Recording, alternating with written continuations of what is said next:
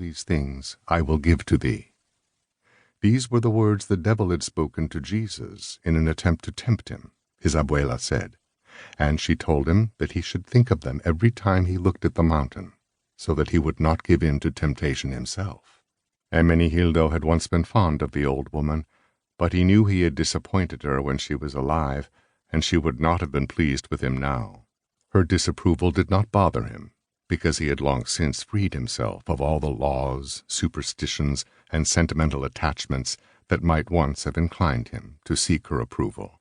And now he was conscious of the power that his freedom gave him as he walked up through the central thoroughfare, past the newspaper stands and terraced cafes, past the gentlemen in leisure suits, canes, and boaters, accompanied by well-appointed senoras in feathered hats, holding fans and parasols. He passed servants and housewives in long white skirts carrying straw baskets, workers in blue smocks and crumpled caps, army officers in uniform with ladies on their arms, nuns and priests, beggars and barrow boys. There were also police, watching over the daily herd like dogs, Guardia Civil in their three-cornered hats, Mozos de Squadra in their English-style helmets, municipal guard dogs with clubs and red capes, militiamen in plain clothes, with shotguns hanging from their shoulders and pistols bulging under their coats. For a moment, Hermenegildo imagined that they could hear the ticking bomb, but he knew it was an illusion. There was nothing in his appearance or demeanor to attract attention, and it was impossible to hear the bomb above the sounds of the new century. Even the voices around him were muted by the factory sirens, the tinkling bicycle bells and screeching streetcars, and the occasional roar of a motor car spluttering through the stream of traffic on both sides of the thoroughfare, as though the whole city was nothing more than a gigantic factory machine turning around on invisible cogs. Hermenegildo took care to match his step with the flowing crowd, because it was not good to seem like a man in a hurry on the Ramblas. He strolled past the cafes, the Central, the Suizo, the Americano, and the Oriente, past the Boqueria market and the flower stalls of the Rambla de las Flores. He glanced at the roses and carnations and bright bouquets, the blue-tipped irises and cobalt allium with heads like sea anemones, the children peering at the trilling songbirds, and the flower vendors tying up bouquets or adjusting their arrangements. It was nearly 9:15 when he reached the watchmaker's shop at the top of the Ramblas and crossed the road toward the floral glass and striped awnings of the Bar La Luna.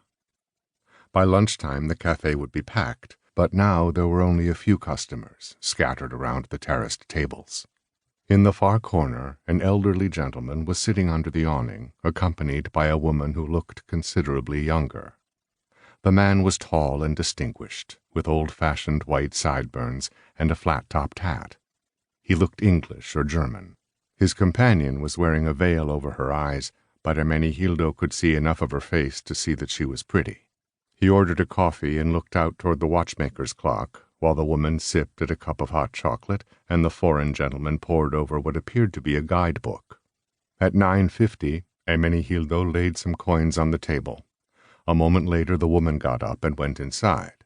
The foreign gentleman was still immersed in his book, and Hermenegildo tried not to look at his face, or the faces of the other customers, because it was better not to dwell on such things. It was better to think of himself as a shell that had been fired and had now reached its destination. He pushed the bag under the table and walked out toward the street. Even as he left the cafe, he half expected to hear someone calling him back, but now he was out of sight of the terrace and walking quickly across the Plaza Catalunya. He was halfway across the square when the bomb exploded behind him. Even from that distance the noise made him jump, and he seemed to feel the hot air blowing toward him. His first instinct was to keep walking, but he sensed that he was more likely to attract attention to himself if he did. Instead, he turned and looked back. In spite of himself, he could not help admiring what he had unleashed. There was power and beauty in the explosion and its aftermath.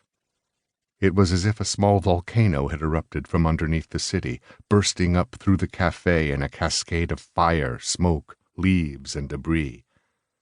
For a moment the blast seemed to reverberate through the streets, swallowing all other sounds, and then he heard